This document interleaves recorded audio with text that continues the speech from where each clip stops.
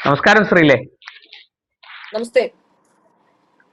ശ്രീലേ, ഈ ബി.ജെ.പിയിലെ തെരഞ്ഞെടുപ്പ് ഫണ്ട് വെട്ടിപ്പ് സംബന്ധിച്ച വാർത്തകൾ പുറത്തു വന്നിട്ട് കുറച്ച് ദിവസങ്ങളായി. നമ്മളത് വളരെ വിശദമായിട്ട് അതിനെക്കുറിച്ച് ആദ്യമായിട്ട് അത് ചർച്ച ചെയ്തത് നമ്മളാണ്. പിന്നീട് അത് മറ്റ് ചാനലുകൾ ഏറ്റെടുത്തു. തുടർന്ന് പല പുതിയ വിവരങ്ങളും ചാനലുകളിൽ കൂടി പുറത്തു വന്നു. ഫണ്ട്, അതായത് കേരളത്തിൽ അങ്ങോളം ഇങ്ങോളം പാറശാല തൊട്ട് മഞ്ചേശ്വരം വരെയുള്ള മണ്ഡലങ്ങളിൽ അങ്ങോളം ഇങ്ങോളം ഈ ഫണ്ട് ക്രമക്കേട്, വെട്ടിപ്പ് നടന്നു. ചെറുതും വലുതുമായ നിരവധി ക്രമക്കേടുകൾ നടന്നു എന്ന് നമുക്ക് മനസ്സിലായിട്ടുണ്ട്. പക്ഷെ ഇപ്പോൾ കഴിഞ്ഞ കുറച്ച് ദിവസം, എനിക്ക് തോന്നുന്നു 2-3 ദിവസങ്ങളായിട്ട് ഇത് സംബന്ധിച്ച് അനക്കമൊന്നുമില്ല. ബി.ജെ.പി ഈ കാര്യത്തിൽ കേന്ദ്ര നേതൃത്വം നടപടി സ്വീകരിക്കും എന്നാണ് നമ്മൾ എല്ലാവരും കരുതിയിരുന്നത്. പക്ഷേ ഇതിനെക്കുറിച്ച് ഇപ്പോൾ പുതുതായിട്ടൊന്നും കേൾക്കുന്നില്ല.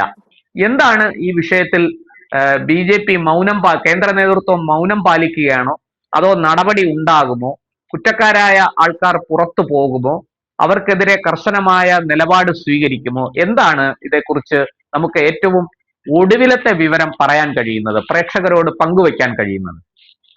പ്രശാന്ത്, ബി.ജെ.പി അധികാരത്തിൽ വന്ന ശേഷം ഏതാണ്ട് 13 വർഷമായി കേന്ദ്രത്തിൽ ബി.ജെ.പി ഭരണം നടത്തിക്കൊണ്ടിരിക്കുന്നു. ഈ ഭരണം നടത്തിക്കൊണ്ടിരിക്കുന്ന ഈ കാലഘട്ടത്തിൽ ബി.ജെ.പിയെ പ്രതിരോധത്തിലാക്കിയ 2 വാർത്തകൾ, ഏറ്റവും കൂടുതൽ പ്രതിരോധത്തിലാക്കിയ, വേറെ ആരെങ്കിലും എന്തെങ്കിലുമൊക്കെ പറയുന്നതല്ല ഞാൻ പറയുന്നത്, ബി.ജെ.പിയെ പിടിച്ചുവെച്ച 2 വാർത്തകൾ ഉണ്ടായിട്ടുണ്ട്. ആ വാർത്തകളിൽ ഒന്ന് ഇപ്പോ ഉണ്ടായിക്കൊണ്ടിരിക്കുന്ന തെരഞ്ഞെടുപ്പ് ഫണ്ട് അഴിമതി. അതിനുശേഷം അതിനു മുമ്പ് ഉണ്ടായിരുന്നത് കേരളത്തിൽ നിന്ന് തന്നെയുള്ള ഒരു അഴിമതിയാണ്. അതാണ് കേരളം ഒരു മെമ്പർ പോലും ഇല്ലെങ്കിലും കേരളം വിറ്റ്നസ് ചെയ്തത് കേന്ദ്രത്തിലെ ബി.ജെ.പി സർക്കാരിന് തലവേദനയായ 2 അഴിമതി കാര്യങ്ങളും. ഒന്ന്, മെഡിക്കൽ കോഴയുമായി ബന്ധപ്പെട്ട അഴിമതി.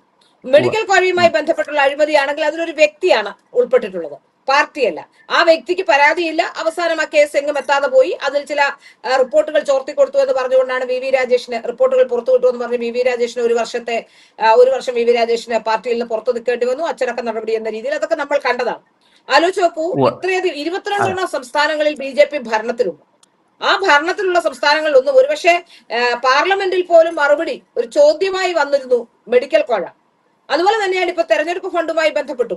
കേരളത്തിൽ ആലോചിച്ച് നോക്കണം, ഇന്ന് വരെ കേരളത്തിലൊരു രാഷ്ട്രീയ ചരിത്രത്തിൽ നിർണായകമായ ഒരു സ്വാധീനം ആകാൻ തുടങ്ങുന്ന ഘട്ടത്തിലാണ് ഇത്തരത്തിലുള്ള പ്രശ്നങ്ങൾ എന്നുള്ളതാണ്. അപ്പോ ആ മെഡിക്കൽ കോഴ അഴിമതി കഴിഞ്ഞ് അടുത്ത അഴിമതിയിലേക്ക്, തെരഞ്ഞെടുപ്പ് ഫണ്ട് അഴിമതി. മെഡിക്കൽ കോഴ അഴിമതി വ്യക്തികളുമായി ബന്ധപ്പെട്ടായിരുന്നുവെങ്കിൽ ഇന്ന് അതായത് സ്വന്തം പണം, അത് പാർട്ടി അവരുടെ പ്രവർത്തനത്തിന്, പാർട്ടിയെ മുന്നോട്ട് നയിക്കാൻ, തെരഞ്ഞെടുപ്പിൽ ഏറ്റവും ഫലപ്രദമായ പ്രവർത്തനം കാഴ്ചവെക്കാൻ നൽകിയ പണം നേതാക്കന്മാർ അവരുടെ വീടുകളിലേക്ക് കൊണ്ടുപോയി എന്നുള്ളതാണ്. ഇത് പറയുമ്പോൾ, ഇത് ഞാൻ ആദ്യം വാർത്ത ചെയ്യുമ്പോൾ മുതൽ തന്നെ എന്നെ ഒരു ഗ്രൂപ്പിന്റെ വക്താവായി ചിത്രീകരിക്കും. ഞാൻ ഒരു ഗ്രൂപ്പിന്റെ വക്താവല്ല. ആദ്യത്തെ കാര്യം, ഇത് കാലാകാലങ്ങളിലായി തെരഞ്ഞെടുപ്പ് ഫണ്ട് വെട്ടിപ്പും തട്ടിപ്പും ഒക്കെ എല്ലാ ആൾക്കാരും ചെയ്തിട്ടുണ്ട്. ഈ കേരളത്തിലെ ബി.ജെ.പി നേതാക്കന്മാരിൽ 90% പേരും, അതിൽ വളരെ കുറച്ച് ആൾക്കാരാണ് പണം തട്ടിപ്പും വെട്ടിപ്പും ഒക്കെ ഇതിൽ നടത്താത്തത്. അതിൽ യാതൊരു സംശയവും എനിക്കില്ല. പക്ഷേ എല്ലാ തവണയും ഈ വെട്ടിക്കുന്നതിനും തട്ടിക്കുന്നതിനും ഒക്കെ ഒരു പരിധി ഉണ്ടായിരുന്നു. ചെറിയ ചെറിയ കണക്കുകളാണ് പുറത്തു വന്നിരുന്നത്. ഇപ്രാവശ്യത്തെ വെട്ടിയും തട്ടിപ്പും ഇത് ഇത്രയും വലിയ പ്രശ്നമാകാനുള്ള കാരണം, ഇതൊരു ക്ലാരിറ്റിക്ക് വേണ്ടി പറയുന്നതാണ്, ഇതിപ്പോ ഇത്ര വലിയ പ്രശ്നമാകാനുള്ള കാരണം ഇത്തവണത്തെ വെട്ടിപ്പും തട്ടിപ്പും സർവ്വ മേഖലകളെ, സർവ്വ സീമകളെ ലംഘിച്ചുകൊണ്ട് മുന്നോട്ട് പോയി എന്നുള്ളത് കൊണ്ട് തന്നെയാണ്.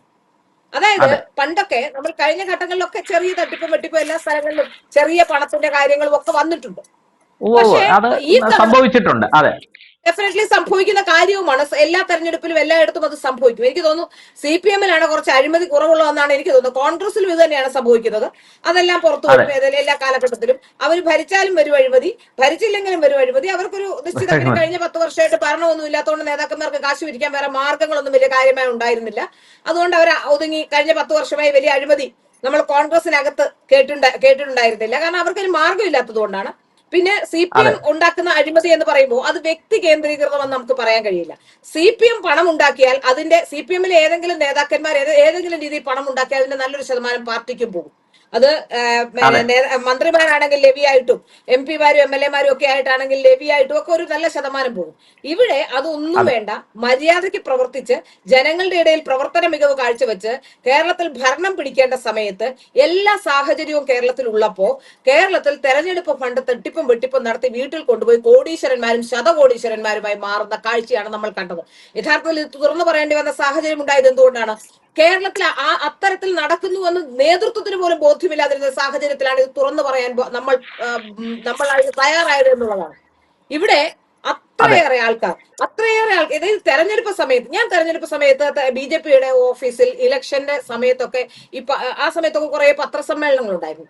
ആ പത്രസമ്മേളനങ്ങളുടെ സമയത്ത് ഞാൻ അവിടെ ചെല്ലുമ്പോഴും അതിനുശേഷവും ഒക്കെ പലരും വിളിച്ച് ഇവിടെ ഇങ്ങനെ നടക്കുന്നു, ഇവിടെ PR കൊടുത്തിരിക്കുന്നത് നിങ്ങൾ കണ്ടോ, ഓരോ മണ്ഡലങ്ങളിൽ നിന്ന് PR സംബന്ധിച്ച വിവരങ്ങൾ, ആ മണ്ഡലങ്ങളിൽ PRന്റെ പ്രശ്നങ്ങൾ ഒക്കെ നമ്മളോട് പറഞ്ഞിട്ടുണ്ട്. അപ്പൊ ഇങ്ങനെ ഒരു കഴിഞ്ഞ ദിവസം ഞാൻ ഇത്തരം ഒരു കാര്യം പറഞ്ഞപ്പോ ഇടയിലൊക്കെ നിങ്ങൾ ആരാണ് നിങ്ങളോട് പറയാൻ, ഒരു മാധ്യമ പ്രവർത്തകരെ കണ്ട 90% ആൾക്കാരും പറയും.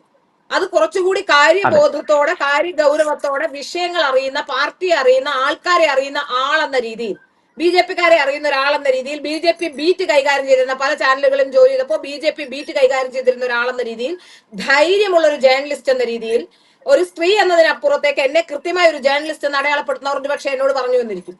ഞാൻ അതനുസരിച്ച് എനിക്ക് എന്തെങ്കിലും ഒരു ഇൻഫർമേഷൻ കിട്ടിയാൽ ഞാൻ അതിൽ അന്വേഷിക്കും. അതെന്റെ ധർമ്മമാണ്.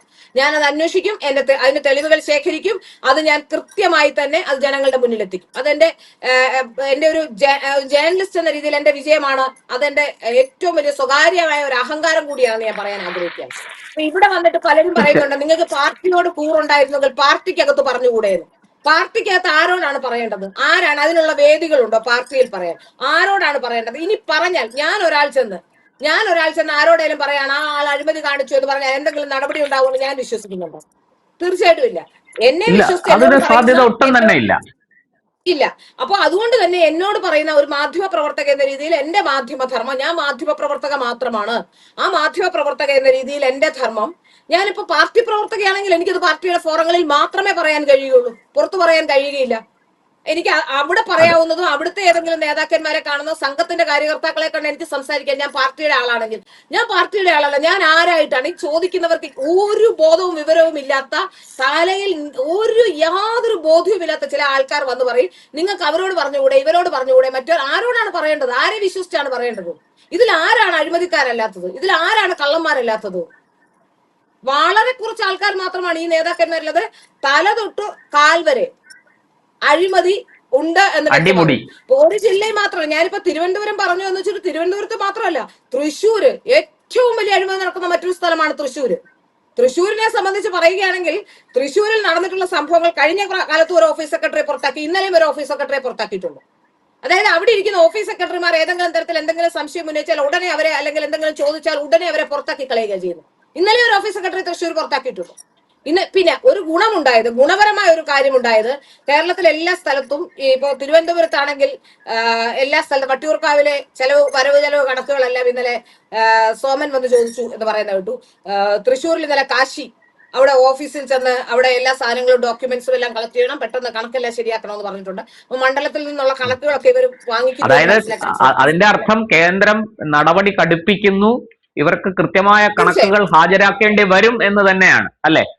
തീർച്ചയായും കണക്ക് ഹാജരാക്കേണ്ടി വരും. ആ കണക്ക് ഇനി ക്രോസ് വെരിഫിക്കേഷൻ ചെയ്ത് തീർച്ചയായിട്ടും ഒരു നല്ല കാര്യം തന്നെയാണ്. ഒരു പാർട്ടിയിൽ പ്രശ്നമുണ്ടെങ്കിൽ പ്രശ്നം പരിഹരിക്കാൻ വേണം. പാർട്ടി നശിപ്പിച്ച് കളയണമെന്നോ ആത്യന്തികമായി പാർട്ടി നശിച്ചു പോകണമെന്നോ നമുക്ക് ആഗ്രഹമില്ല.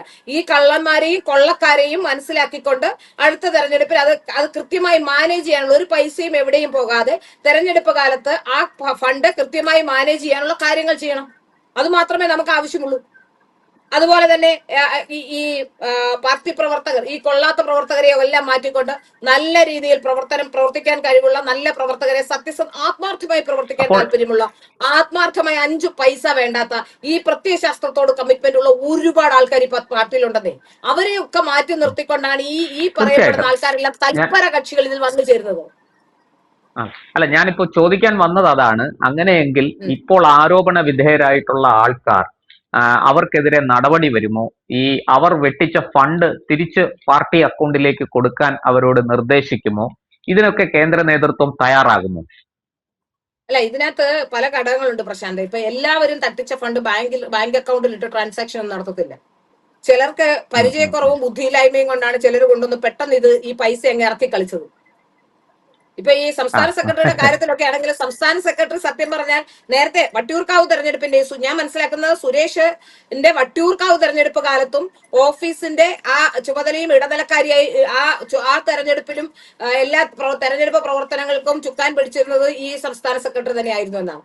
ഏതായാലും ഈ സംസ്ഥാന സെക്രട്ടറിക്ക് അത്രയ്ക്ക് ഒരു ബോധം വന്നില്ല. ഒന്ന്, ഒരു തരത്തിലുള്ള രാജീവ് ചന്ദ്രശേഖർജി BJP-യിൽ വന്ന ശേഷം ഉണ്ടായ പ്രകടമായ ഒരു വ്യത്യാസം, പ്രവർത്തകർക്ക് വലിയ വിശ്വാസം രാജീവ് ചന്ദ്രശേഖർജി ഉണ്ട്, ഈ പ്രസ്ഥാനം നന്നായി പോകണമെന്ന ആഗ്രഹം എല്ലാവർക്കും ഉണ്ടായിരുന്നു.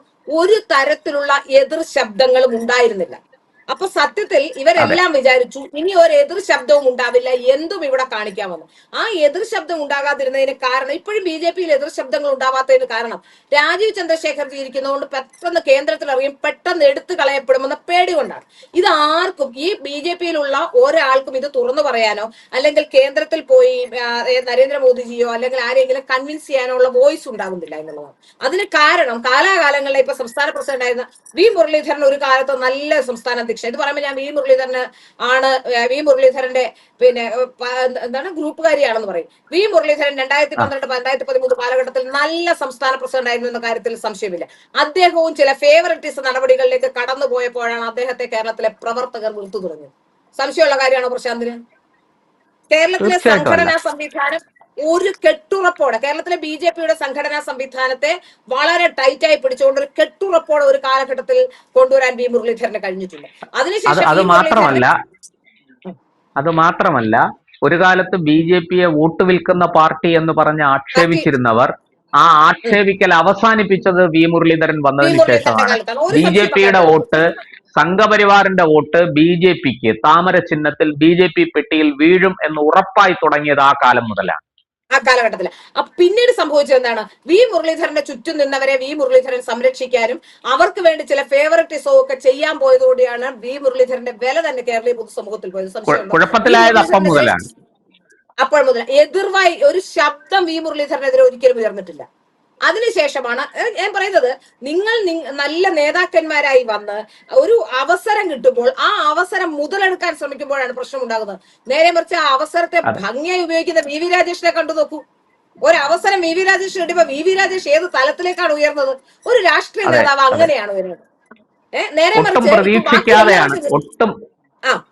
ഒട്ടും പ്രതീക്ഷിക്കാതെയാണ് രാജേഷിൽ നിന്ന് ഇങ്ങനെ ഒരു നീക്കം ഉണ്ടാകുമെന്ന് ആരും കരുതിയിരുന്നില്ല. എല്ലാരും കരുതിയിരുന്നത് തിരുവനന്തപുരം മേയറായി എന്നല്ലാതെ പ്രത്യേകിച്ച് ഒന്നുമില്ല, ഇതിങ്ങനെ 5 കൊല്ലം പോകും, അത് കഴിഞ്ഞ് തെരഞ്ഞെടുപ്പ് വരുമ്പോൾ നമുക്ക് കാണാം അന്ന് എന്താണ് സംഭവിക്കാൻ പോകുന്നത് നോക്കാം. ഇങ്ങനെയായിരുന്നു പൊതുവേ ഉള്ള ഒരു കണക്കുകൂട്ടൽ. പക്ഷെ രാജേഷ് മേയറായിട്ട് അധികാരമേറ്റെടുത്തതു മുതൽ മാധ്യമങ്ങളിൽ നിറഞ്ഞു നിൽക്കുകയാണ്. കേരളം മുഴുവനും രാജേഷിനെ കുറിച്ചുള്ള കൃത്യമായ ഒരു ധാരണ ഉണ്ടായിരിക്കുന്നു. അഴിമതിക്കെതിരെ മുൻകാല ഭരണസമിതികൾ, കോർപ്പറേഷൻ ഭരണസമിതികൾ നടത്തിയ തെറ്റായ പ്രവർത്തികൾ, അഴിമതികൾ, ഇതൊക്കെ പുറത്തു കൊണ്ടുവരാനും കോർപ്പറേഷൻ ചിട്ടയായിട്ട് അച്ചടക്കത്തോടുകൂടി കോർപ്പറേഷൻ ഭരണം മുന്നോട്ട് കൊണ്ടുപോകാനും രാജേഷിന് സാധിക്കുന്നു എന്നുള്ളതാണ്. ഒറ്റക്കെട്ടായി. ഒരു കൗൺസിലറും തന്നെ തഴയുന്നു, തനിക്കത് തരുന്നില്ല, അല്ലെങ്കിൽ തങ്ങളോട് ഇതായി പെരുമാറുന്നു, ഗ്രൂപ്പ് കാണിക്കുന്നു, ഒരു പരാതിയുമില്ല. അവിടെയാണ് ഒരു രാഷ്ട്രീയ നേതാവ്, അത്തരം രാഷ്ട്രീയ നേതാക്കന്മാരുണ്ടാകുന്നത്. വിജയം അവിടെയാണ്. അത് അടുത്തത് കെ സുരേന്ദ്രൻ വന്നു. അതിനുശേഷം PS ശ്രീധരൻപിള്ള വന്നു. PS ശ്രീധരൻപിള്ള വന്നപ്പം PS ശ്രീധരൻപിള്ള പിന്നെ ഈ ആരെയും വെറുപ്പിക്കൊന്നുമില്ല, ഇങ്ങനെ വഴന്ന് പോയി. എല്ലാവരോടും അങ്ങനെ തന്നെ. അതുകൊണ്ട് അതിൽ പ്രത്യേകിച്ച് കഴമ്പൊന്നുമില്ല. അതങ്ങനെ സംസ്ഥാന പ്രസിഡന്റായി വന്നു പോയി. അതിനുശേഷം വന്നത് കെ സുരേന്ദ്രനാണ്. കെ സുരേന്ദ്രൻ വരുമ്പോ എന്താ ചെയ്തത്? കെ സുരേന്ദ്രൻ വരുന്നു, ആടിമുടി മാറ്റം ഉണ്ടാകുന്നു, സംസ്ഥാന ഓഫീസിലെ മുഴുവൻ ജീവനക്കാരെയും എടുത്തു കളയുന്നു, സുരേന്ദ്രന്റേതായ ഒരു സാമ്രാജ്യം സുരേന്ദ്രൻ സൃഷ്ടിക്കുന്നു. സുരേന്ദ്രൻ മുതിർന്ന മാധ്യമപ്രവർത്തകരടക്കം ആരും വിളിച്ചാൽ ഫോൺ എടുക്കുന്നില്ല. സുരേന്ദ്രന്റെ അസ്മാദികൾ ഫോൺ എടുക്കുന്നു. പിന്നെ അതിനു മുമ്പ് കുമ്മനം രാജേട്ടനുണ്ട്, അത് ഞാൻ പറയാം. സുരേന്ദ്രന്റെ അസ്മാദികൾ ഫോൺ എടുക്കുന്നു. മെഡിക്കൽ കോഴ വരുന്നത് രാജേട്ടന്റെ കാലത്താ, അത് ഇതിനു മുമ്പാണ്, അത് ഞാൻ പറയാം. അപ്പോ അങ്ങനെ ആ കാലഘട്ടത്തിൽ സീനിയർ മാധ്യമ പ്രവർത്തകരോ ആരും വിളിച്ച കെ സുരേന്ദ്രൻ ഫോൺ എടുക്കില്ല. കെ സുരേന്ദ്രൻ വേറൊരു തലത്തിൽ ഒരു നാട്ടുരാജാവ് പോലെ കെ സുരേന്ദ്രൻ ഒരു വഴിക്ക് നടക്കുന്നു, കുറെ പേര് BGM ഇടുന്നു, പാട്ടിടുന്നു, വേറൊരു വഴിക്ക് പോകുന്നു. ഇതായിരുന്നു കെ സുരേന്ദ്രന്റെ കാലത്ത് സംഭവിച്ചത്.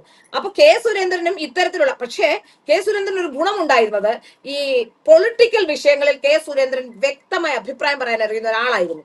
പക്ഷെ ആ സമയത്ത് രാഷ്ട്രീയ ഇടപെടൽ വളരെ കൃത്യമായി കഴിയുന്ന ഒരാളായിരുന്നു. പക്ഷെ ആ സമയത്ത് കേന്ദ്രമന്ത്രിയായിരുന്ന വി മുരളീധരൻ ഈ ആദ്യം തന്നെ ഏത് വിഷയത്തിലും കേരള വിഷയങ്ങൾ, അതായത് രാഷ്ട്രീയം, കേന്ദ്രമന്ത്രിയായ പിന്നെ രാഷ്ട്രീയം പറയേണ്ട കാര്യമില്ല, അദ്ദേഹം രാഷ്ട്രീയ വിഷയങ്ങൾ ഇടപെടേണ്ട കാര്യമില്ല. അദ്ദേഹം അഡ്മിനിസ്ട്രേറ്റീവ് വിഷയങ്ങൾ മാത്രം കൈകാര്യം ചെയ്താൽ മതിയായിരുന്നു. അതിന് പകരം അദ്ദേഹം കയറി രാഷ്ട്രീയ വിഷയങ്ങളിലെല്ലാം ഇടപെട്ട് അപ്പോൾ കേന്ദ്രമന്ത്രി എന്ന രീതിയിൽ അദ്ദേഹത്തിന് കിട്ടേണ്ട വാല്യൂ അദ്ദേഹത്തിന് കിട്ടിയിട്ടില്ല. കാരണം എന്താ, ഇന്ന് MLA-ക്ക് കിട്ടുന്ന ആ ഒരു വാല്യൂ പോലും അന്നൊരു കേന്ദ്രമന്ത്രി എന്ന രീതിയിൽ അദ്ദേഹത്തിന് കേരളീയ പൊതുസമൂഹത്തിൽ നിന്ന് ആർജിക്കാൻ കഴിഞ്ഞില്ല. അതിന് കാരണം ഇത്തരത്തിലുള്ള വിഷയങ്ങളാണ്. പിണറായി വിജയനുമായി നിരന്തരം കൊമ്പ് പേർക്കുക, പിണറായി വിജയൻ അദ്ദേഹത്തെ മോശം പറയാം, അതിന്റെ ആവശ്യം ഉണ്ടായിരുന്നില്ല. കേന്ദ്രമന്ത്രി എന്ന രീതിയിൽ അദ്ദേഹം അഡ്മിനിസ്ട്രേറ്റീവ് കാര്യങ്ങൾ പറയുകയും സുരേന്ദ്രൻ കേരളത്തിലെ രാഷ്ട്രീയം പറയുകയും ചെയ്യേണ്ട ആവശ്യമേ ഉണ്ടായിരുന്നുള്ളൂ. അന്ന് അതല്ല സംഭവിച്ചുകൊണ്ടിരുന്നത്. അപ്പൊ സുരേന്ദ്രന് പറയാനൊന്നുമില്ലാത്തൊരു സാഹചര്യം വരുന്നു. ജനങ്ങളെല്ലാം സുരേന്ദ്രനെ മോശക്കാരനാക്കി ചിത്രീകരിക്കുന്നു. അതിലൂടെ ചില മാധ്യമങ്ങൾ വമ്പൻ തുകകൾ PR ചെയ്യാനായി ചോദിക്കുന്നു, അത് നൽകുന്നില്ല.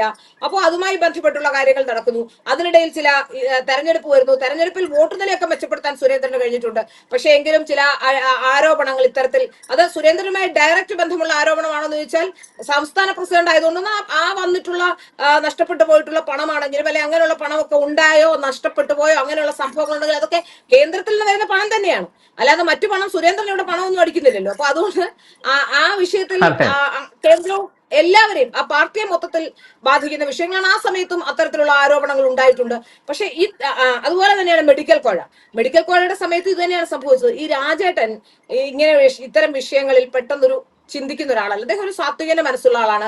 അദ്ദേഹം ഇത്തരം വിഷയങ്ങൾ അങ്ങനെ ഒരാൾ നമ്മളെ ചതിക്കുമെന്ന് ചിന്തിക്കുന്നില്ല. അതായത് ഇപ്പോ രാജീവ് ചന്ദ്രശേഖർജിക്ക് സംഭവിച്ച അതേ കാര്യം തന്നെയാണ് അന്നും ഈ പറയപ്പെടുന്ന രാജേട്ടന് സംഭവിച്ചിട്ടുള്ളത്. ഈ രാജീവ് ചന്ദ്രശേഖർജി സത്യം പറഞ്ഞ ബിസിനസ് ഒക്കെ ചെയ്യുന്നുണ്ടെങ്കിലും അദ്ദേഹം ഒരിക്കലും പ്രതീക്ഷിക്കുന്നുണ്ടാവില്ല. അദ്ദേഹത്തിന്റെ വിചാരം എന്താ, കേരളത്തിൽ ഇത്രയും കമ്മിറ്റഡായ രാജീവ് ചന്ദ്രശേഖർജിയുടെ വിചാരം കേരളത്തിൽ ഇത്രയും കമ്മിറ്റഡായ പ്രവർത്തകർ ഉള്ളത് കൊണ്ടാണ് ഈ പാർട്ടി ഭരണമില്ലാഞ്ഞിട്ടും ഇവിടെ നിലനിന്ന് പോയത്. അപ്പോൾ ഈ കൂടിയവരെല്ലാം പ്രത്യയശാസ്ത്രപരമായ കമ്മിറ്റ്മെന്റ് ഉള്ളവരാണ്, പണമല്ല അവരുടെ ലക്ഷ്യമെന്ന് പക്ഷെ അദ്ദേഹം ചിന്തിച്ചിട്ടുണ്ടാവും. എന്നോട് പലരും ചോദിക്കുന്നുണ്ട് അദ്ദേഹത്തിന് എങ്ങനെ മനസ്സിലായില്ല. എന്നോട് പലരും ചോദിക്കുക അദ്ദേഹത്തെ പോലെ ഷാർപ്പായിട്ടുള്ള ഒരാൾക്ക് എങ്ങനെ മനസ്സിലായില്ലായിരുന്നു. മനുഷ്യര് ഷാർപ്പാണെന്ന് പറഞ്ഞിട്ട് കാര്യം, ഞാൻ ഇന്റലിജന്റ്ലി ഷാർപ്പാണെന്നാണ് എനിക്ക് തോന്നുന്നത്, എന്റെ ഒരു കാഴ്ചപ്പാട്. പക്ഷേ എന്നെ പെട്ടെന്ന് ഒരാൾക്ക് പറ്റിക്കാൻ പറ്റുമായിരുന്നു. കാരണം ഞാൻ അങ്ങനെ ഒരു പറ്റിക്കലിനെ പറ്റി, അത് പ്രത്യേകിച്ച് അങ്ങനെയുള്ള ആൾക്കാർ ചിന്തിക്കില്ല. നമ്മൾ ഒരാൾ ജീവിതത്തിൽ പ്രതീക്ഷിക്കുക. അപ്പൊ അതുകൊണ്ട് തന്നെ നമ്മൾ അതിലേക്ക് ചിലപ്പോൾ ശ്രദ്ധ കേന്ദ്രീകരിക്കുന്നുണ്ടാവില്ല. എന്റെ സ്ഥാപനത്തിൽ തന്നെ എനിക്ക് പറ്റിയിട്ടുണ്ട്. പ്രശാന്തിന് അറിയാമല്ലോ, ആൾക്കാർ എന്നെ പറ്റിച്ചുകൊണ്ട് പോകുന്ന അത്രയും ലോകത്തെ എന്നെ പോലെ എനിക്ക് എല്ലാ ആൾക്കാരും അത്ഭുതത്തോടെ നോക്കും എന്നെ പറ്റിക്കുമ്പോൾ. എങ്ങനെയാണ് ഇത് സംഭവിക്കുന്നത്? അത് സ്വാഭാവികമായി അതിനുശേഷമാണ് ഞാൻ പല കാര്യങ്ങളും ശ്രദ്ധിക്കാനും പല കാര്യങ്ങളും ഇപ്പോൾ ഞാൻ വളരെ കരുതലോടെയാണ് ഓരോ കാര്യങ്ങൾ ചെയ്യുന്നത്. നേരത്തെ എന്നെ പറ്റിക്കാൻ പറ്റുമായിരുന്നു. അപ്പൊ നമ്മൾ മനസ്സിലാക്കുന്നത് നമുക്കത് ഒരു എക്സ്പീരിയൻസ് ഉണ്ടായതുകൊണ്ടാണ് അത് മനസ്സിലായത്. അതുപോലെ തന്നെയാണ് രാജീവ് ചന്ദ്രശേഖർജിയുടെ കാര്യം സംഭവിച്ചിട്ടുള്ളതാണ് എനിക്ക് തോന്നുന്നത്. അല്ല ഇനി ഈ വിഷയങ്ങളിൽ കേന്ദ്ര നേതൃത്വം ഒരു കാര്യം കൂടെ പറഞ്ഞോട്ടെ. ഇന്ന് ഈ മെഡിക്കൽ കോഴയുമായി ബന്ധപ്പെട്ട ആരോപണ വിധേയരായിട്ടുള്ള ആ സമയത്തെ ആ ഗ്രൂപ്പിൽപ്പെട്ട ആൾക്കാർ തന്നെയാണ്, അതേ ഗ്രൂപ്പുകാരാണ് ഇന്നും ആ ഗ്രൂപ്പിന്റെ ബാക്കിയാണ് ഇപ്പോഴത്തെ അഴിമതിയും ഉണ്ടാക്കിയിട്ടുള്ളത്. അന്ന് ഡയറക്ടർ സുരേഷ് ഇതിനകത്ത് ഉണ്ടായിരുന്നില്ല എന്ന് മാത്രമേ ഉള്ളൂ. ഡയറക്ടർ ഉണ്ടായിരുന്നില്ല, മാത്രമല്ല ആ സമയത്ത് സുരേഷിന് വലിയ ഗ്രിപ്പില്ലാതെ നിൽക്കുകയായിരുന്നു. പക്ഷെ അപ്പോ ജില്ലാ പ്രസിഡന്റ് ആയിരുന്ന കാലത്ത് സുരേഷിന്റെ പേരിൽ അഴിമതി ആരോപണങ്ങളുണ്ട്. ഞാൻ ചോദിക്കട്ടെ, ഒരാൾ അഴിമതി കാണിക്കില്ല സ്ഥിരമായിട്ട് ആരോപണം വരുമോ? സ്ഥിരമായിട്ട് അഴിമതി ആരോപണം വരുന്നില്ല. ഒരു പ്രാവശ്യമൊക്കെ നമ്മളെ ആരെങ്കിലും എന്തെങ്കിലും ആരോപിക്കാം, അതിൽ കഴമ്പില്ല എന്ന് കണ്ടാൽ പിന്നീട് നിരന്തരം ആരോപണം വരുന്നത് എന്തുകൊണ്ടാ? അപ്പൊ ഇതിൽ നമുക്ക് മനസ്സിലാക്കാൻ സാധിക്കുന്നത് കാര്യങ്ങൾ ഉണ്ടാവുന്നുണ്ട്. ഈ തവണ രാജീവ് ചന്ദ്രശേഖർജി വന്നപ്പോ ആരും മിണ്ടാതിരിക്കുന്ന കൊണ്ട് സുരേഷ് ഒരു ഇന്റർവ്യൂവിൽ കൃത്യമായി ഇത്തവണ ഉണ്ടായിട്ടുണ്ടെന്നാണ് പറഞ്ഞത്. എന്ത് മാതൃകയാണ് ഉണ്ടായിട്ടുള്ളത്? ഏത് മാതൃകയാ? സുരേഷ് നേരെ സംസ്ഥാന അധ്യക്ഷനായ ശേഷം നടത്തിയിട്ടുള്ള മുഴുവൻ ഭാരവാഹികളെ തെരഞ്ഞെടുത്ത രീതിയിൽ പോലും അന്നു മുതലേ തന്നെ പലതരത്തിലുള്ള ആരോപണങ്ങൾ ഉയർന്നാണ്. ആ ആരോപണങ്ങളിൽ ഒന്നും ആരും പറഞ്ഞിട്ടില്ല. തെരഞ്ഞെടുപ്പ് സമയത്ത് പല കാര്യങ്ങളിലും ആരോപണം ഉയർന്നു വരുന്നു, ആ സമയത്തും പറഞ്ഞിട്ടില്ല. അതിനുശേഷം കൃത്യമായി ഇവരുടെ സംസ്ഥാന സെക്രട്ടറി അടക്കം എല്ലാ ബാങ്കുകളിൽ നടന്ന് ലോൺ അടയ്ക്കുന്നു, കാറ് വാങ്ങിക്കുന്നു, അങ്ങനെ ഓരോ കാര്യങ്ങൾ പുറത്തു വരുമ്പോൾ ആൾക്കാർ ഇത് അന്വേഷിക്കുന്നേ സാമ്പത്തിക സ്രോതസ് എന്താകും. അന്വേഷിക്കുമ്പോൾ പല സ്ഥലങ്ങളിലും വീർപ്പ് മുട്ടിയിരുന്ന ജനങ്ങളെല്ലാം കൂടി ആ തെളിവുമായി പുറത്തേക്ക് വന്നു. തീർച്ചയായിട്ടും തെളിവ് പുറത്തു വന്നില്ലേ? പല തെളിവുകൾ പുറത്തു വന്നില്ലേ? ഇപ്പോഴും പലരും എന്ന് പറയുന്നത് നിങ്ങൾ ഇത് വെറുതെ പറയാതെ നിങ്ങൾ ഇത്രയും കേട്ടിട്ടോ. അതാ രസം. ഈ ഗ്രൂപ്പിലുള്ള ആൾക്കാരെ എനിക്ക് സത്യം പറഞ്ഞാൽ സോഷ്യൽ മീഡിയയിലൊക്കെ എന്നെ വന്നിങ്ങനെ ഇറിറ്റേറ്റ് ചെയ്തുകൊണ്ടിരിക്കുകയാണ്. ഇത്രയും കേട്ടിട്ടും അവർക്ക് മതിയായിട്ടില്ല, ഇനിയും കേൾക്കണം, നമ്മുടെ കയ്യിൽ നിന്ന് നിങ്ങൾ സത്യം പറയൂ എന്ന് പറഞ്ഞിട്ട് ഇറിറ്റേറ്റഡ് ആയി ശല്യം ചെയ്തോണ്ടിരിക്കും. ഞാൻ ചില സമയത്ത് വർത്താനം പറയാതെ വിടും. അതായത് ഞാൻ അല്ല ചോദിക്കട്ടെ ഇതിനകത്ത് എന്തുകൊണ്ടാണ് അല്ല ഇനിയിപ്പോ സംഭവിക്കേണ്ടത്, ഇപ്പോൾ ഞാൻ മനസ്സിലാക്കുന്നത്, അന്ന് ഈ വാർത്ത പുറത്തു വന്നതിന് ശേഷം നിരവധി വാർത്തകൾ വിവിധ ചാനലുകളിലൂടെ പുറത്തു വരുന്നു.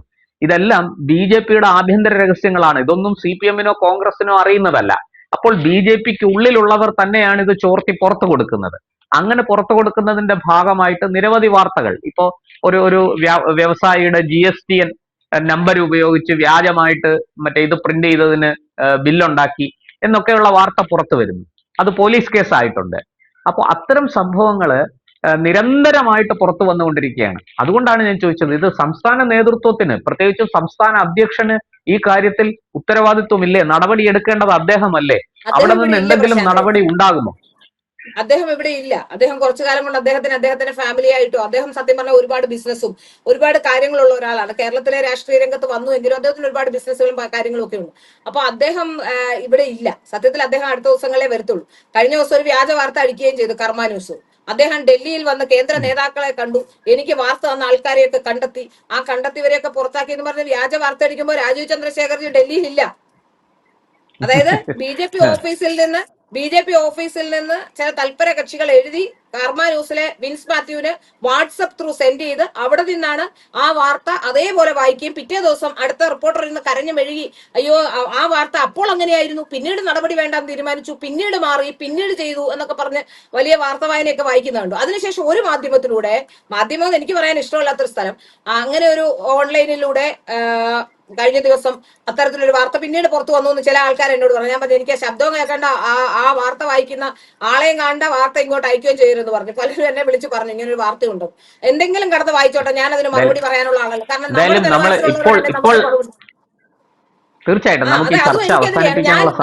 എനിക്കെന്തോ ഫ്രസ്ട്രേഷൻ ഉണ്ട്, ഞാൻ എന്തൊക്കെയോ ചോദിച്ചിട്ട് തന്നില്ല, ഫ്രസ്ട്രേഷൻ ഉണ്ട്. ഞാൻ എന്തെങ്കിലും ചോദിച്ചിട്ട് തരാത്തതായിരുന്നോ പ്രശ്നം, അതോ അഴിമതി കാണിച്ചാണോ പ്രശ്നം? എന്നോടുള്ള എനിക്കുള്ള അഴിമതിയാണ് പ്രശ്നം. എനിക്ക് വ്യക്തിവൈരാഗ്യം ഉണ്ടെന്നിരിക്കട്ടെ, എനിക്ക് സുരേഷിനോടും അഞ്ജനയോടും ഒക്കെ വ്യക്തിവൈരാഗ്യം ഉണ്ടെന്നിരിക്കട്ടെ, ഞാൻ പറഞ്ഞത് വ്യാജമാണോ? ഇനി വ്യക്തിവൈരാഗ്യം ഉണ്ടെങ്കിൽ തന്നെ ഞാൻ പറഞ്ഞതിൽ കള്ളമുണ്ടോ? നിങ്ങൾ കള്ളത്തരം കാണിക്കാൻ പോയത്, തട്ടിപ്പും വെട്ടിപ്പും നടത്തിയത് എനിക്ക് വ്യക്തിവൈരാഗ്യം ഉള്ളത് കൊണ്ടാണോ? എനിക്ക് വ്യക്തിവൈരാഗ്യം ഉള്ളത് കൊണ്ടല്ലോ അവർ തട്ടിപ്പും വെട്ടിപ്പും കാണിക്കാൻ പോയത്. ശരിയാണ്. അപ്പൊ ഇങ്ങനെ പല കാര്യങ്ങളും പറഞ്ഞുണ്ടാക്കിക്കൊണ്ട് നമ്മളെ, അതായത് വാർത്ത കൊടുത്തവരെ മോശക്കാരാക്കാനുള്ള ശ്രമമാണ് നടത്തുന്നത്. എനിക്ക് തോന്നുന്നില്ല ഇതിലൊക്കെ നടപടി ഉണ്ടാകുമോ എന്ന് ചോദിച്ചാൽ, ഈ സാധാരണഗതിയിൽ എന്തെങ്കിലും കാര്യങ്ങൾ ഇങ്ങനെയൊക്കെ ഉണ്ടായാലേ, ഈ സംഘപരിവാർ സംഘടനകളെയും BJP ഒക്കെ അറിയുന്ന, നന്നായി ഇതിനകത്ത് എന്തൊക്കെ സംഭവിക്കുന്ന അറിയുന്ന ഒരാളെന്ന രീതിയിൽ സാധാരണഗതിയിൽ ഇവർ വാദികളെ പ്രതികളാക്കുകയും വാദികളെ പുറത്തു നിർത്തുകയും ഒക്കെ ചെയ്യുന്ന പതിവാണ് 90% ഉള്ളത്. ഇതിപ്പോ ജനങ്ങൾ എല്ലാവരും കൂടി ഇത് പറയുന്നത് കൊണ്ട് എനിക്കറിയില്ല എന്താ സംഭവിക്കുന്നതെന്ന്. നമുക്ക് അറിയേണ്ടത് അതാണ്. പ്രശാന്ത്, ഇതിലൊരു തീരുമാനം ഉണ്ടായി. ഞാൻ പറയുന്നത് ഇപ്പോഴെങ്കിലും ഈ വിഷയത്തിൽ അഴിമതിക്കാരെ പുറത്തു നിർത്തിയാൽ ഈ സംഘടനയ്ക്ക് ബഹുദൂരം മുന്നോട്ട് പോകാൻ കഴിയും. ഇല്ലെങ്കിൽ ഈ അണികളെല്ലാം അസ്വസ്ഥരാണ്. ഇവർക്കെല്ലാം അറിയാം, പലർക്കും. അതായത് നല്ല ആശയമുള്ള ആദർശമുള്ള അണികൾക്കൊക്കെ അറിയാം അവർക്കൊക്കെ ഈ സംഭവിക്കുന്നതെല്ലാം ശരി, ഈ പറയുന്നതെല്ലാം ശരിയാണ് എന്ന്. കട്ടും മോട്ടിച്ചും ഇതിനകത്ത് നിൽക്കുന്ന പലർക്കും അവർക്ക് അവരുടെ കാര്യങ്ങൾ നോക്കുക എന്നതിനപ്പുറത്തേക്ക് വേറെ കാര്യങ്ങളൊന്നുമില്ല. അവർക്ക് വോട്ട് പിടിക്കേണ്ട, അവർക്ക് പാർട്ടി പ്രവർത്തനം നടത്തണ്ട, അവർക്ക് രാവിലെ ഏതെങ്കിലും ഖദറിന്റെ ജുബായോ അല്ലെങ്കിൽ ഏറ്റവും നല്ലത് ഇപ്പൊ ലിനൻ ജുബയൊക്കെ ആക്കിയിട്ടുണ്ട്, ഖദർ ജുബയൊക്കെ ഇട്ടുകൊണ്ട് നടന്നവർ ഇപ്പൊ ലിനൻ ആക്കിയിട്ടുണ്ട്. അങ്ങനെ അവർ നല്ല ഡ്രസ്സും ഒക്കെ ഇട്ട് നല്ല ഇങ്ങനെ പുറത്തിറങ്ങി നടന്ന മഹാസംഭവമാണെന്ന് കാണിച്ച് ഇന്നോവ കാറിലൊക്കെ യാത്ര ചെയ്ത് അവരുടെ സുഖസൗകര്യങ്ങൾ വർദ്ധിപ്പിക്കുക, അവരുടെ കുടുംബം നന്നായി കൊണ്ടുപോവുക, കോടിക്കണക്കിന് രൂപയുടെ വീട് വെക്കുക, ഇത്തരത്തിലുള്ള കാര്യങ്ങളൊക്കെ ഉള്ളു. കേരളത്തിലുടനീളം എല്ലാ നേതാക്കന്മാർക്കും ഇതുണ്ടായിട്ടുണ്ട്. ഞാൻ ചോദിക്കട്ടെ, കഴിഞ്ഞ 10 വർഷത്തെ കാര്യം ഞാൻ ചോദിക്കുന്നത്, കേരളത്തിലെ BJP നേതാക്കന്മാരുടെ 10 വർഷം മുമ്പത്തെ സാമ്പത്തിക സ്രോതസ്സും ഇപ്പോഴത്തെ സാമ്പത്തിക സ്രോതസ്സും വെളിപ്പെടുത്താൻ, അവരുടെ എന്തൊക്കെയാണ് അവരുടെ സ്ഥാവര ജംഗമ സ്വത്തുക്കൾ, അവരെങ്ങനെയാണ് അത് ഉണ്ടാക്കിയത് എന്ന് വെളിപ്പെടുത്താൻ ഇവർ ആരെങ്കിലും തയ്യാറാകുന്നു? ഓഡിറ്റബിൾ ആയിട്ടുള്ള ആർക്കെങ്കിലും, അക്കൗണ്ടബിൾ ആയിട്ടുള്ള ആർക്കെങ്കിലും ആണെങ്കിൽ അത് പറഞ്ഞുകൂടെ? എന്താ പറയാത്ത? ആർക്കാണ് ഈ ഇത്തരം കോടികൾ ഉണ്ടാക്കാനുള്ള സംവിധാനം ഇവർക്ക് എവിടെ നിന്നാണ് ലഭിച്ചത്? പ്രത്യേകിച്ച് സ്ഥാനാർത്ഥികളെ എടുത്ത് നോക്കിയാൽ മതി. സ്ഥാനാർത്ഥികളെയാണ് ആദ്യം വെരിഫൈ ചെയ്യേണ്ടത്. സ്ഥാനാർത്ഥികളെ മറ്റ് ചെറിയ നേതാക്കന്മാർക്ക് ലെട്ടിലെടുത്തതേ ഉള്ളൂ. സ്ഥാനാർത്ഥികളുടെ ഇലക്ഷൻ ഏജന്റുമാർ, ഇലക്ഷൻ മാനേജ് ചെയ്യുന്നവർ, അങ്ങനെയുള്ളവരെ ഒന്ന് ശ്രദ്ധിച്ചറിയാം. അത് മൊത്തത്തിലുള്ള ആൾക്കാരെ ഞാൻ പറയുന്നത്, ഞാൻ ആരോ ഒരാളെ തന്നെയല്ല. നമുക്ക് ഈ തെരഞ്ഞെടുപ്പിൽ സംഭവിച്ചത് എന്താണെന്ന് വെച്ചാൽ, സംസ്ഥാന ഓഫീസ് കേന്ദ്രീകരിച്ച് ഒരു പൈസയും എവിടെയും പോകാതെ, അത് ചില ജില്ലകളിൽ പോകുന്നതൊക്കെ പൊക്കോട്ടെ, പക്ഷെ സംസ്ഥാനത്തു നിന്നുള്ള പണം മൊത്തം ഞാനും എന്റെ കൂട്ടുകാരിയും എന്റെ ആൾക്കാരും കൊണ്ടുപോകണം എന്നുള്ള ചിന്തയിൽ നടത്തിയ ചില നീക്കങ്ങൾ അവർക്ക് തന്നെ വിനയായി. അതാണ് ഇത് പുറത്തു വന്നത്. ഞാൻ ഓഫീസിൽ വരുമ്പോൾ ഒരാൾ എന്നോട് പറഞ്ഞിട്ടുണ്ട്, ആ സംസ്ഥാന സെക്രട്ടറിയെ പറ്റി എന്നോട് ഒരാൾ വന്ന് ലിറ്റററി എന്നോട് ഒരാൾ പറഞ്ഞിട്ടുണ്ട്, പെണ്ണായതുകൊണ്ടാണ്, ആണായിരുന്നെ ഞാൻ തല്ലിക്കൊന്ന് കൊക്കയിലിട്ട്, എന്നെ അത്ര അഹങ്കാരം പിടിച്ച സ്വഭാവമാണ് കാണിക്കുന്നത് ഓഫീസിനകത്ത്. പക്ഷേ ഞാൻ പറയട്ടെ, ഇപ്പോ എനിക്ക് തോന്നുന്നു ഈ വരുന്ന ഉടനെ കോർ കമ്മിറ്റി ഉണ്ടെന്ന് മനസ്സിലാക്കുന്നു. അതിൽ വിവാദമായ ഒരു പ്രസ്താവന കഴിഞ്ഞ ദിവസം രാധാകൃഷ്ണ സാർ നടത്തിയിട്ടുണ്ട്. മിക്കവാറും അദ്ദേഹത്തെ പുറത്താക്കും, അപ്പൊ ചർച്ചകളെല്ലാം അതിന്റെ പുറകെ പോകും, അപ്പൊ ഇതങ്ങ് മറയ്ക്കാനുള്ള ശ്രമം ഉണ്ടാകും എന്നൊക്കെയാണ് എന്റെ തോന്നൽ. പക്ഷെ ഇത് ഈ അഴിമതി കേരളം മുഴുവൻ അറിഞ്ഞു, കേന്ദ്രം മുഴുവൻ അറിഞ്ഞു, ഇംഗ്ലീഷ് പത്രങ്ങളിലടക്കം നാഷണൽ മീഡിയയിലടക്കം വന്നു കഴിഞ്ഞു. അപ്പോൾ എന്തെങ്കിലും തരത്തിലുള്ള നടപടി എടുക്കാതെ മുന്നോട്ട് പോകാൻ കഴിയുമോ എന്ന് എനിക്കറിയില്ല. നടപടി എടുത്തില്ലെങ്കിൽ തീർച്ചയായിട്ടും പാർട്ടി വലിയ അപകടത്തിലേക്ക് പോകുന്ന കാര്യത്തിൽ സംശയമില്ല, അതിന് യാതൊരു സംശയമില്ല. ഇതിന്റെ പാർട്ടി നിലനിൽക്കുന്നത് എന്തുകൊണ്ടാണ് അറിയാമോ? പ്രശാന്ത്, കാലാകാലങ്ങളായി ഈ അന്നുള്ള നേതൃത്വങ്ങളോട് ദേഷ്യം തോന്നിയാലും, പല നേതൃത്വങ്ങളോടും പലർക്കും ദേഷ്യം തോന്നിയാലും, ആ ആശയത്തോടുള്ള കമ്മിറ്റ്മെന്റ് കൊണ്ട് പലപ്പോഴും തെരഞ്ഞെടുപ്പ് വരുമ്പോൾ വോട്ട് ഈ പ്രാവശ്യം ഞാൻ താമസിക്കുന്ന വഴുതക്കാടാണ്. എന്റെ വീട് വഴുതക്കാടാണ്. ഞാൻ താമസിക്കുന്ന വീടിന്റെ പരിസരത്തെങ്ങും ഞാൻ പുതിയ വോട്ടറായിരുന്നു വഴുതക്കാട്. ഇത്രയും കാലം ചെങ്ങന്നൂരായിരുന്നു. എന്റെ പപ്പ മരിച്ചപ്പോൾ ഞാൻ തിരുവനന്തപുരത്തേക്ക് വോട്ട് മാറ്റി. അത്രയും കാലം ചെങ്ങന്നൂരാണ് വോട്ട് ചെയ്തുകൊണ്ടിരുന്നത്. അപ്പൊ തിരുവനന്തപുരത്ത് വോട്ട് വന്ന സമയത്ത് എനിക്ക് എവിടെയാണ് വോട്ട് എന്താ ഒന്നും അറിയില്ല. ഒരു സ്ലിപ്പ് പോലും തന്നിട്ടില്ല. CPM-കാരാണ് എന്റെ വീട്ടിൽ സ്ലിപ്പ് ഇട്ടത്. തിരുവനന്തപുരത്ത് നഗരത്തിനകത്താണ് ഇവരുടെ പ്രവർത്തനം എന്ന് ആലോചിച്ച് നോക്കാം. നഗരത്തിനകത്ത് വഴുതക്കാട് വാർഡിൽ ഒരാളും വന്നിട്ടില്ല, എന്റെ വീട്ടിൽ ആരും വന്നിട്ടില്ല. CPM-കാർ കൊണ്ടുവന്നിട്ട് സ്ലിപ്പുമായിട്ട് ഞാൻ വോട്ട് ചെയ്യാൻ പോയി. സത്യത്തിൽ ഞാൻ ഇപ്രാവശ്യം നോട്ടൊക്കെ ചെയ്യണമെന്ന് വിചാരിച്ചതാണ്. എനിക്ക് കാരണം ഇത്രയും വൃത്തികേടായിട്ട് ഈ ഇലക്ഷൻ മാനേജ് ചെയ്യുന്നതുകൊണ്ട്. പക്ഷെ ചെല്ലുമ്പോ ഞാൻ കാണുന്ന കാഴ്ച, ആദ്യം നോക്കുമ്പോ താമരയാണ് കാണുന്നത്. പിന്നെ എനിക്ക് താഴോട്ട് പോകാൻ തോന്നില്ല. അതൊരു മനുഷ്യന്റെ ആ പ്രശ്നമാണ്. എനിക്ക് അതുകൊണ്ട് മനസ്സിലാവുന്നു, ഈ പ്രശ്നമാണ് കേരളത്തിലെ BJP-ക്കാർക്ക് പലർക്കും ഉള്ളത്. അതുകൊണ്ട് തന്നെ ഈ പക്ഷെ അളമുട്ടിയാ കഴിക്കാത്ത പാമ്പില്ലല്ലോ. ഇതേ അനുഭവത്തിലായിരുന്നു CPM-കാർ. പക്ഷെ ഇത്തവണ CPM-കാർ പിണറായി വെള്ളം കുടിപ്പിച്ചു. അപ്പോ നിശബ്ദ വിപ്ലവങ്ങൾ ആദ്യം ഉണ്ടാകുന്നു. പാർട്ടി നിശബ്ദ വിപ്ലവങ്ങളെ അഡ്രസ് ചെയ്താൽ പാർട്ടിക്ക് വലിയ തട്ടുകേടില്ലാതെ മുന്നോട്ട് പോകാൻ കഴിയും. ഇല്ലെങ്കിൽ പഴയ 6% വോട്ടിലേക്ക് ഒരുപക്ഷെ പാർട്ടി തിരിച്ചു വന്നാൽ പോലും അത്ഭുതപ്പെടാനില്ല എന്നാണ് എനിക്ക് തോന്നുന്നത്. അത്ഭുതപ്പെടാനില്ല. എന്തായാലും നന്ദി, നമസ്കാരം.